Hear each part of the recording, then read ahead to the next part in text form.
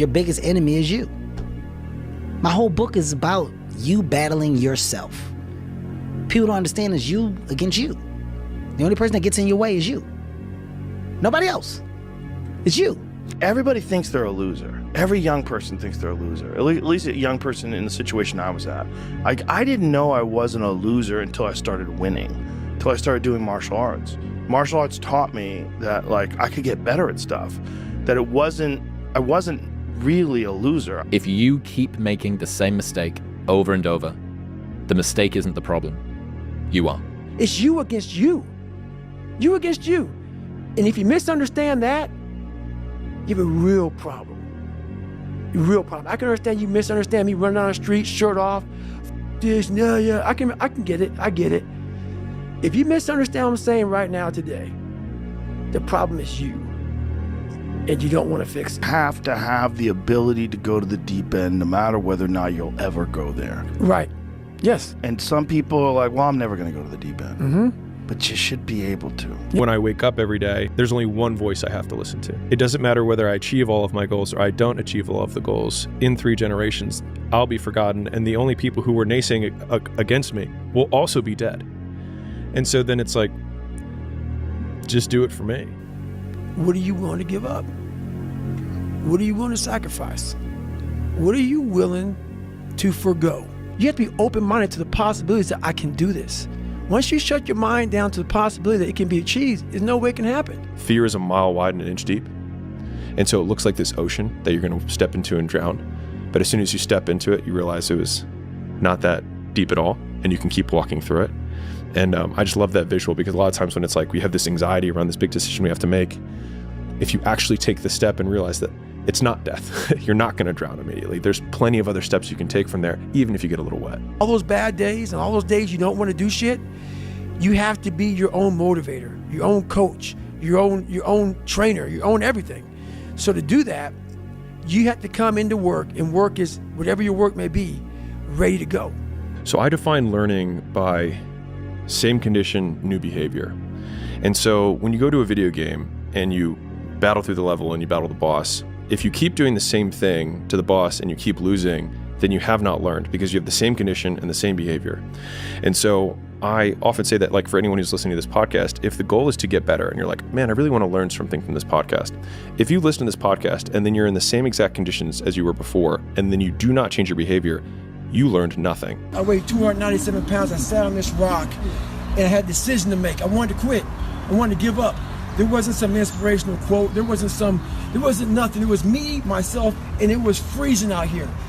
I had to make a decision. The decision I make was to get up and keep on going. That one moment changed the rest of my life.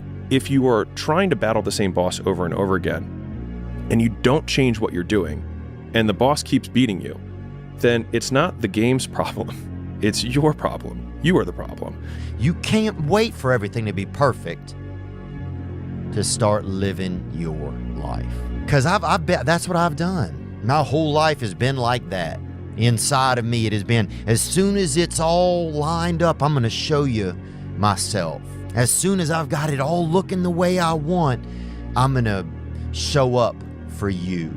I'm never going to get to that where everything's okay, where everything looks a certain way. And in the meantime, I'm burning the best time I do have available.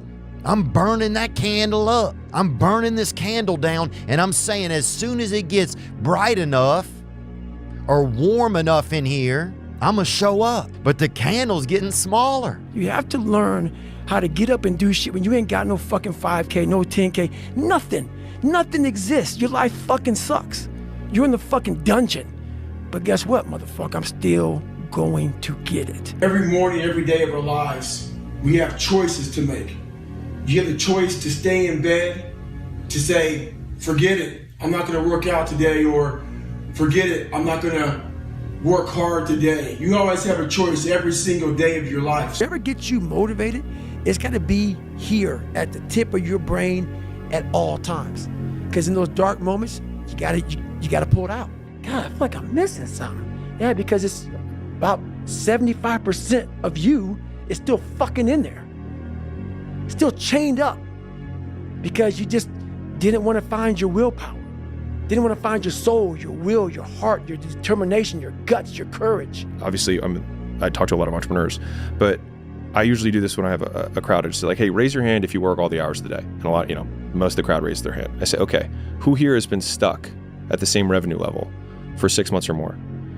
And then I say, keep the hands up. And like, honestly, most of the time, the same hands are raised. I say, you're doing the wrong shit. Like, if you put all your inputs and the outputs haven't changed, then you have the same condition and the same behavior, and so you have learned nothing. When there's no more talent, what happens to you? Most people quit. People only go to their talent level. And once their talent level is gone, it becomes a mental game. That whole mental game sets in then. And most people can only perform to their talent. Life is one big tug of war, and you don't win that tug of war by pushing the fucking rope. You have to pull that motherfucker. And a lot of times you have to pull yourself through life. This morning, I did not want to get up, so I had to pull my ass out of fucking bed. But guess what? The more and more I got into that run, each fucking step into that run, I started gaining more and more confidence. But to gain that fucking confidence, you have to fucking be willing to pull yourself out of bed, pull yourself out of a funk, pull yourself out of whatever the fuck life is throwing at you. And they realize, man, why am I always messing up right here? Why is this like my big hurdle? It's because you're performing to your talent. And then after that, your mind has nothing for you. A lot of people, most people don't want it that badly, which is why they always ask the question, man, how did you get to where you are? You know how to do it. You know exactly how to be you or how to be me. You don't want to do it. It's up to the individual to allow the dreariness to set inside. Do we worry about external factors, or do we worry about what's inside of ourselves? Fear is never reaching your potential. That's it. That always falling short, always quitting before you're done, always procrastinating, always not doing the right thing. And then one day you're an old man. Yep. And you look back and go, God, I could have been great. Yep. I could have been great. It's the moments in life, the decisions you make on a moment-to-moment basis that add up to be the guy or not the guy. It's these moments, these decisions we make on a daily basis. Do we get up early and go for a run? Do we hit the snooze button? Do we go that extra rep in the gym and our body's dying? Do we push past that? All these little things are the inches that add up to be the measure of difference between first place and forever forgotten. Many people build confidence in different ways, and they build belief in different ways. Coming from where I came from, I didn't have any belief in myself. So some people can go read a book and get belief. Some people can go take a yoga class, have good parents. I had to put myself, so where I came from is so far down underneath like soil that I had to build belief by truly ingraining it in my brain. The thing is, man, it's always going to be a party. It's always going to be a time to celebrate and a time to join friends or a day to, the bars are always open. Always open. No matter how old you are, they're always open, you know? What's not always open is the opportunity to check the box in life, to achieve your dreams. That's not always open. I don't want to do something, but do it anyway. That's right. That grows this area. And it's almost like I have a friend, he's been sober 30 years from alcohol. And he always says, the amazing thing about addiction is there's a cure. The problem is it only works one day at a time. Yep. And so you have to renew it every day. 30 days doesn't clean shit up. 30 days just kind of covers up, put a blanket over it. It's like putting a rug over it.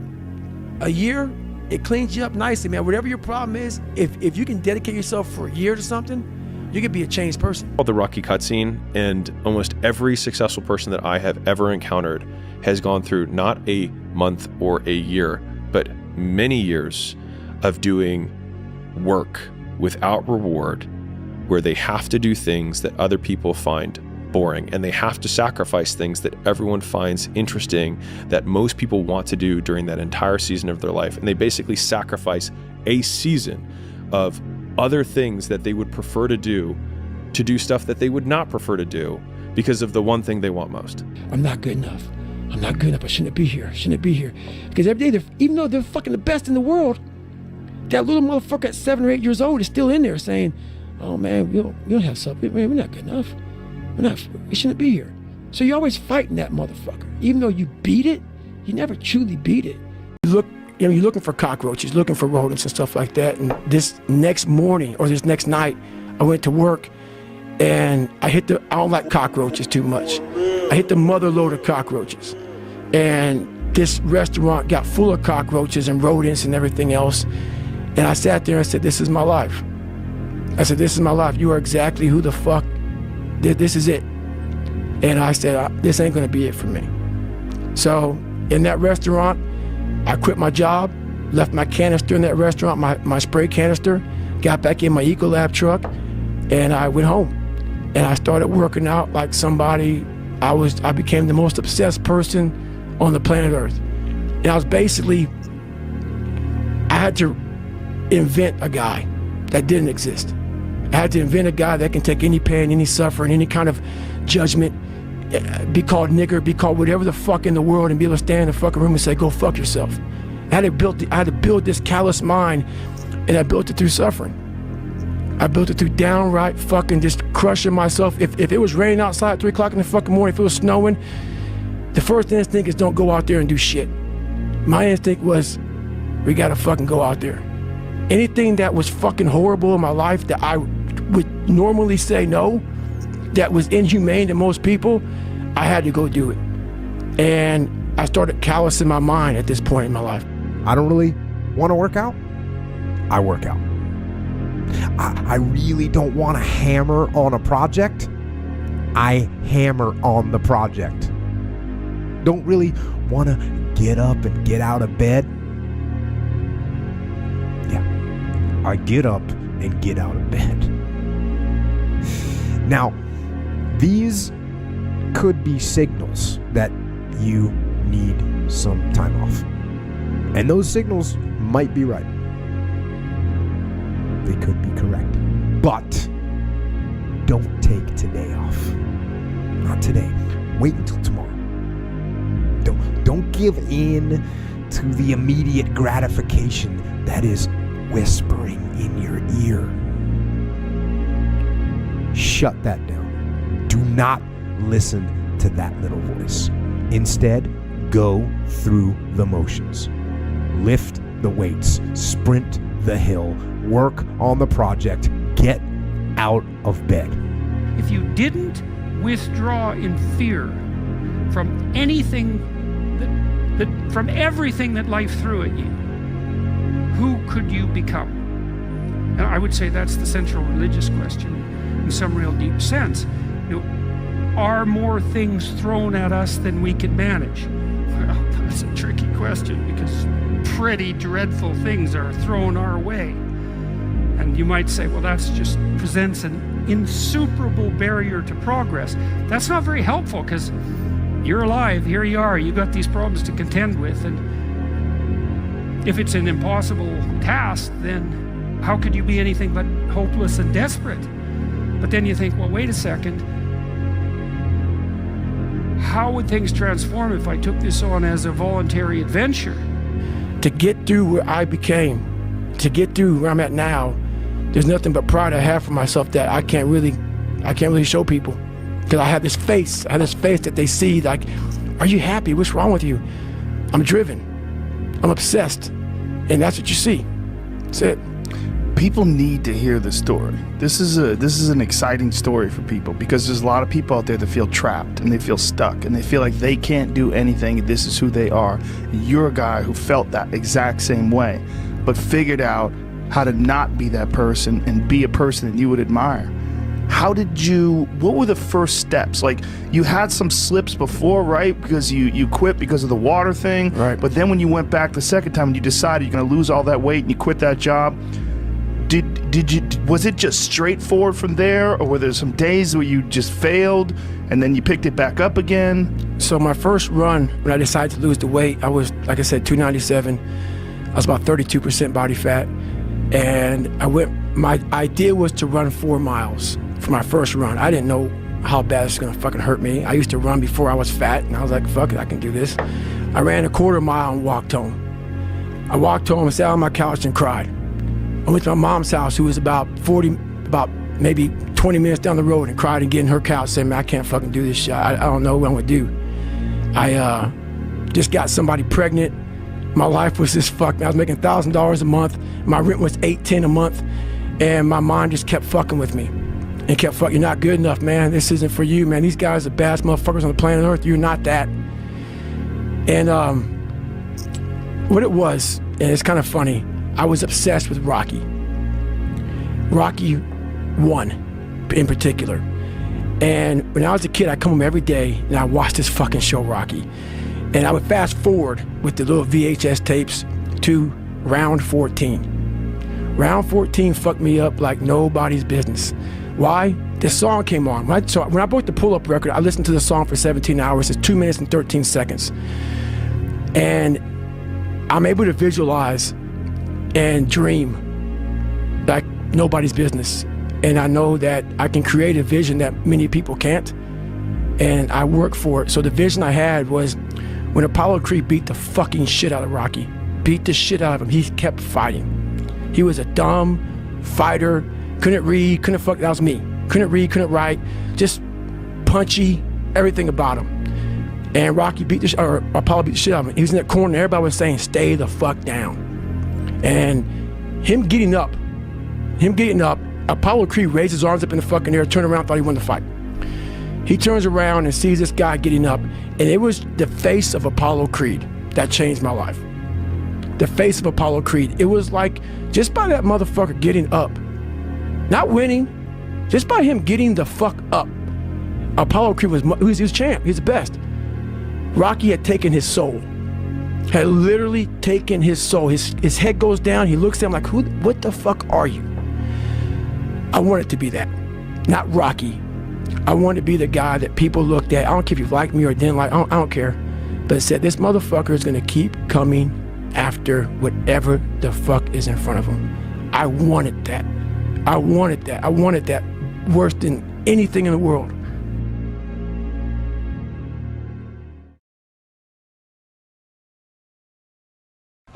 The world ain't all sunshine and rainbows. It's a very mean and nasty place, and I don't care how tough you are, it will beat you to your knees and keep you there permanently if you let it. You, me, or nobody is gonna hit as hard as life. But it ain't about how hard you hit. It's about how hard you can get hit and keep moving forward. People say you can't do that. You can do anything. We are God's highest form of creation. There is nothing on the planet that will equal us. Every bad thing that has ever happened to you is your fault. Now, I use the word fault to shake people up that you are never, ever, ever, ever a victim unless you choose to be. Everything in your life will change. You're always in control. And a man provides.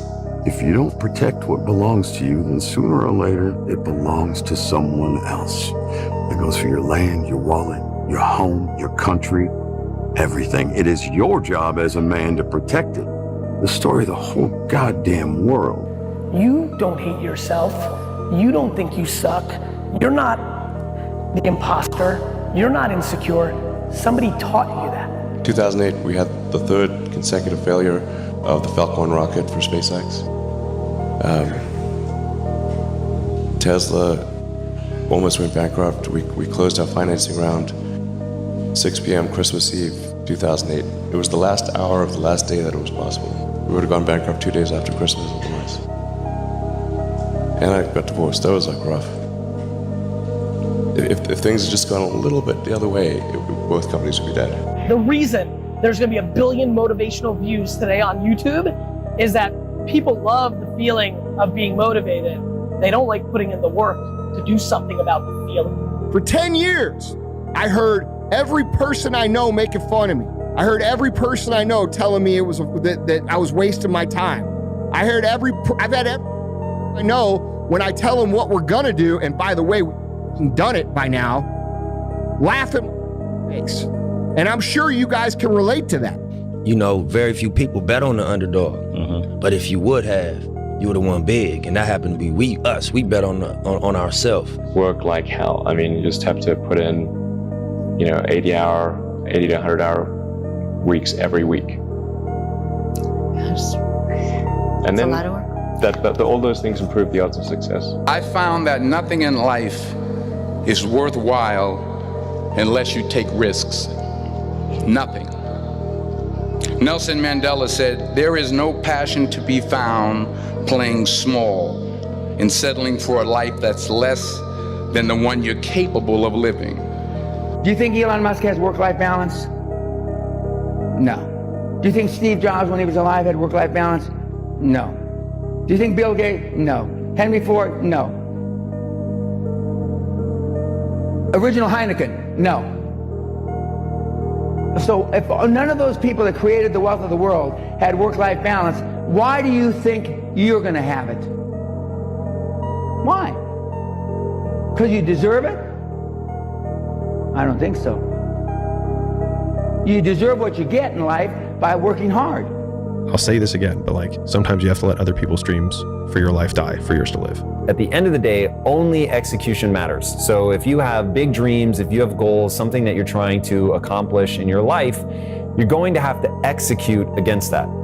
If you're willing to pay the price, and you're willing to do the work, and you're willing to take the time, and you're willing to consistently get up when you are knocked down over and over and over again, which is going to happen to you if you're pursuing anything outside of the norm, you can make it here in America. When you have passion around something that you are squeezing every last bit of the juice out of the orange, right? To me, hustle is maximizing the energy you're putting into somebody. I'm blown away by people saying that they're hustling and they want to achieve these great things and then their actions don't match. It's like saying you really want to lose weight while eating a Big Mac, right? So to me, hustle would be putting all your effort into achieving the goal at hand. And for me, that means making every minute count. I hate any entrepreneur that is like, you know, sad.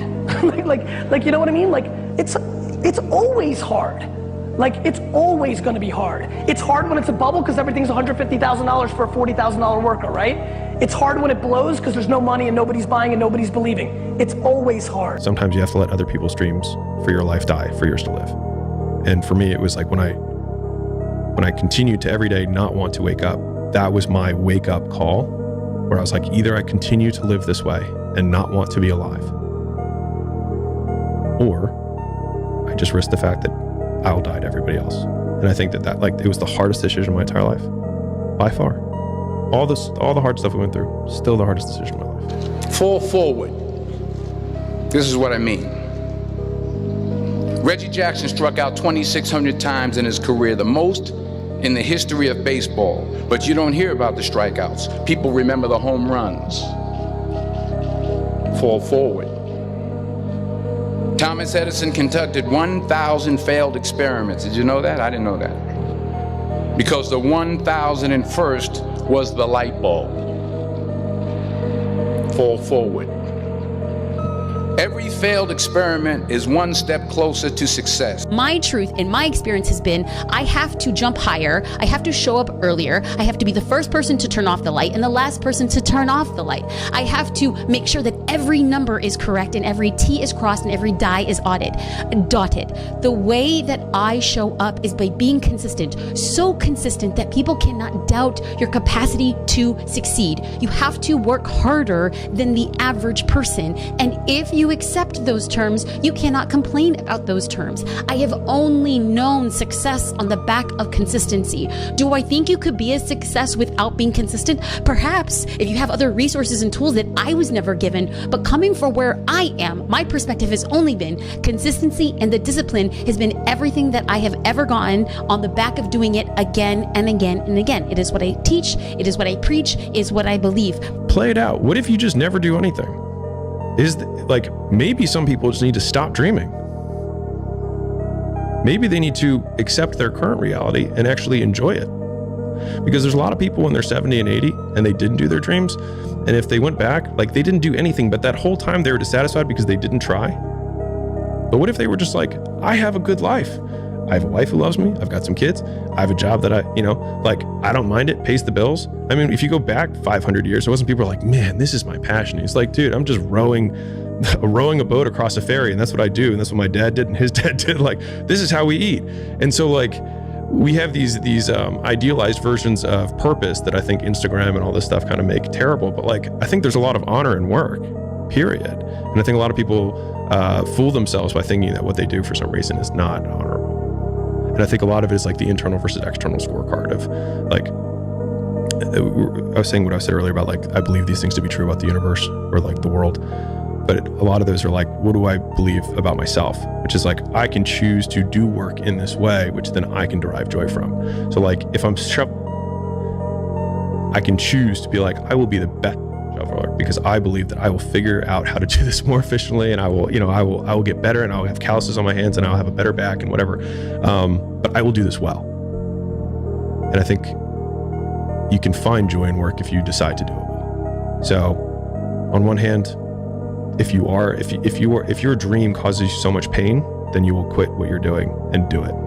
And if it doesn't cause you enough pain that you're not pursuing it, or that you don't like, if you don't feel like you're in a cage right now, then maybe you're not in a cage, and maybe you just need to like the life you have, and that's cool too. If you didn't withdraw in fear from everything that life threw at you, who could you become? Thinking, overthinking, and when you overthink, usually you don't go to the positive. If you make all the right decisions, but you have, like, you absolutely think that it's impossible for you, but you still do the right things, you will win. Mediocrity always attacks excellence. Ooh. It's kind of a rule. No one's attacking a couch potato. But the moment you start to walk toward your dream, and you start to break habits, you start to change relationships that no longer serve that dream, you start to be talked about. Now, many people are afraid of failure, which really means that they're afraid of being ridiculed. Mm-hmm. But once you become aware that you're going to be ridiculed if you fail, and you're going to be talked about if you succeed, then you're able to put that aside. Because you're going to be talked about either way. No matter what, yeah. Or if you go for it and succeed, they'll say, oh, it was luck, whatever they say about you. So once you get out of your mind or become aware that people are going to talk about you either way, then you go for it. You're alive, here you are, you got these problems to contend with, and if it's an impossible task, then how could you be anything but hopeless and desperate? But then you think, well, wait a second, how would things transform if I took this on as a voluntary adventure? Regardless of its scope, and the scope would include unjust suffering, death, and hell. And that's not just some religious or metaphysical vision. It's like, no, you're actually going to have to contend with that in your life, in whatever way those things make themselves manifest to you personally. That's coming, man.